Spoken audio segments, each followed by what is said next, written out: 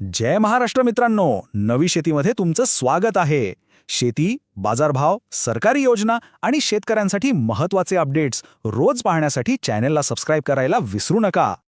तब्बल 1 वर्षाची रखडलेली प्रतीक्षा आज संपलीये.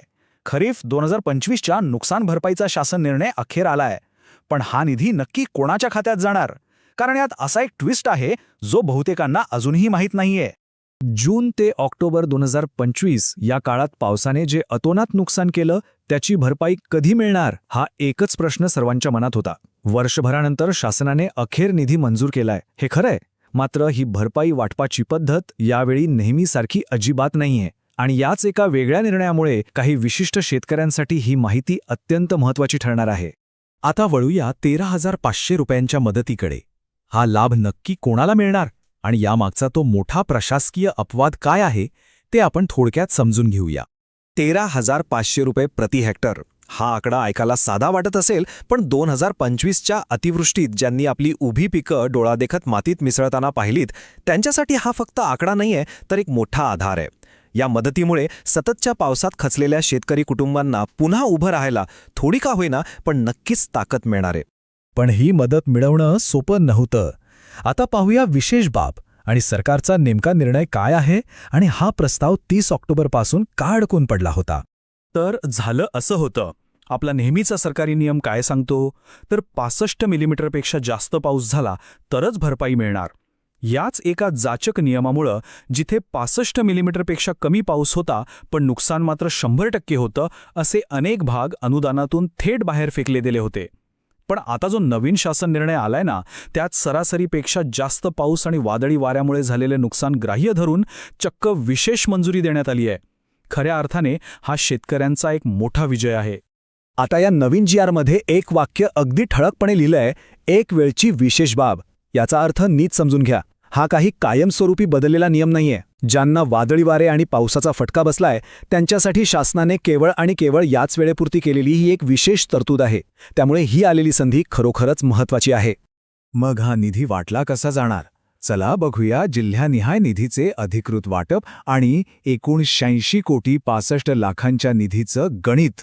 तर संपूर्ण राज्यासाठी तब्बल 86 कोटी 65 लाख 29 हजार रुपयांचा हा महाकाय निधी शासनानं मंजूर केलाय. याचा थेट फायदा 1,45,155 शेतकऱ्यांना होणार आहे. आता आकडेवारीच बघायची झाली तर ऑक्टोबरच्या नुकसानीसाठी सर्वाधिक फटका नाशिक जिल्ह्याला बसला. त्यामुळे नाशिकसाठी 62 कोटी 45 लाखांहून अधिक निधी मंजूर झालाय, ज्याचा लाभ 1,07,000 शेतकऱ्यांना होईल. त्यापाठोपाठ अहिल्यानगरमधील 17,260 शेतकऱ्यांसाठी 13 कोटींहून अधिक, तर जळगावमधल्या 10,476 शेतकऱ्यांसाठी 11 कोटी रुपयांपेक्षा जास्त निधीची तरतूद करण्यात आली आहे.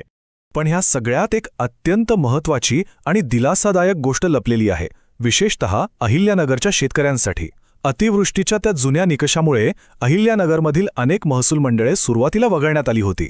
आपल्याला काही मदत मिळणार की नाही या चिंतेत तिथले शेतकरी होते. पण आता त्यांच्यासाठी अत्यंत आनंदाची बातमी आहे. ती वगळलेली सगळी महसूल मंडळे आता या नुकसान भरपाईमध्ये अधिकृतपणे समाविष्ट करण्यात आली आहेत. अखेर त्यांना न्याय मिळालाय. आता पुढे जाण्यापूर्वी शेतकऱ्यांसाठी एक अतिशय महत्त्वाची माहिती आणि एक छोटासा इशारा, कारण खरी अडचण इथेच येऊ शकते. पहा, शासनाने निधी मंजूर केला म्हणजे लगेच तो खिशात आला असं अजिबात नाही. हे जे अनुदान आहे ना, ते डायरेक्ट बेनिफिट ट्रान्सफर म्हणजेच DBT पोर्टलच्या माध्यमातून थेट तुमच्या बँक खात्यात जमा होणार आहे. आणि इथेच अनेकांची चूक होते. त्यामुळे तुमचं बँक खातं ॲक्टिव्ह आहे की नाही आणि सर्वात महत्त्वाचं म्हणजे त्याला आधार कार्ड लिंक केलेलं आहे की नाही हे आजच्या आज तपासून घ्या.